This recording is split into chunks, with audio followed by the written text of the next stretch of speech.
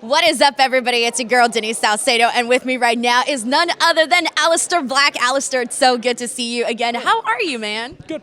How are you? I'm good. It's been a while since we chat. The last time that I spoke with you, we did a one-on-one interview. You were still working for AEW during that time. So I kind of want to start there. Making your journey back to WWE, when was that moment when you decided, hey, I think I'm ready to go back to WWE?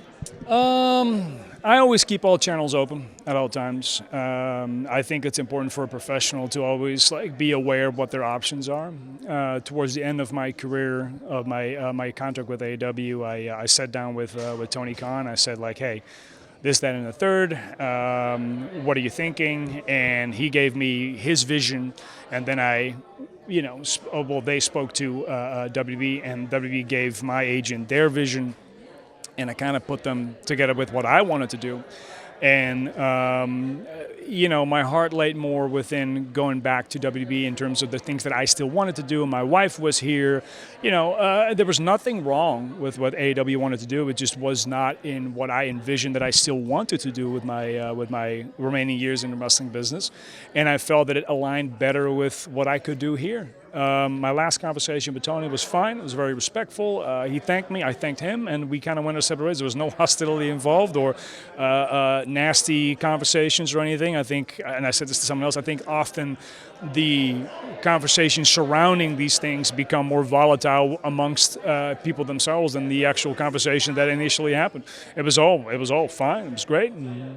How do you look back at your time period in AEW? Because you got to do a lot of stuff with the House of Black, and getting to see Brody and Buddy and Julia all be sort of blossom and do their own thing. What was that experience like? Good. We came in with the idea, when I did the House of Black thing, I came in with the idea of wanting to create a platform not just for myself, but also for my friends. Making sure that they had a platform that's also in the beginning where you would see me kind of step more toward the backwards because people didn't really know Brody that well, and kind of let Brody take the reins in certain things so the audience could get to know with Brody. Same with Julia, and Julia was someone who kind of took reins into her own hand and she started making promos and showing me, and it's I really want to be a part of this. I'm all right, cool, let's just give it a shot, and Tony was up for it. At the end of the day, I like a lot of the things that I did in AEW. Did I get to do everything that I wanted to do? No, but that's just the way it goes. That's also that also happened the first time I was in WWE. That's going to happen again. You just roll with the punches. And sure, you can make an argument that we did a lot of six-man and a lot of single stuff, but that's okay. That's just the way Tony wanted to book it. There was no grand agenda. There was no trying to protect me or others. It just, Tony really liked the House of Black as doing six-mans, and we were like, okay, cool. Well, I remember walking into Tony's office almost every week saying, hey, what do you want out of this match? He's like, oh, so-and-so. So I'm like, okay, man, yeah, no worries. It was all done always in good faith and good communication. Sure, there was always going to be difficult moments, but that's just this industry. I think that's the part that people don't realize, that this is a very difficult industry to be in, and you're dealing with egos, you're dealing with feelings, you're dealing with professionalism, you're dealing with so many different characters that want so many different things. So for a lot of us, it's just you roll with the punches, you come in and you do the best with what you're given.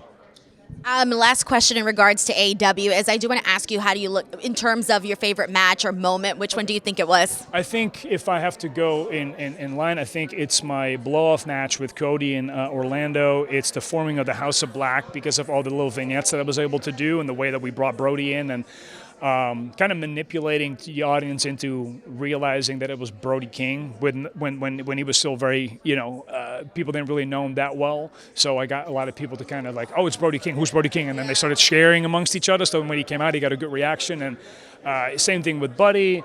And then my match with Adam Copeland, the cage match, and that whole story is because Adam let me write a lot of that stuff, and then Adam gave his input, and he made sure that we had a clean way to kind of tell all those stories. The cage match itself is one of my favorite things done. So the thing is, I've done a lot of really cool stuff in AEW. I don't look back at my AEW career as bad, not at all. That's incredible. Well, I want to thank you so much for taking the time to chat with me. Your line is filling up, so you got plenty more interviews to do. Thank you so much. We'll catch you guys on the next one. Bye, everyone.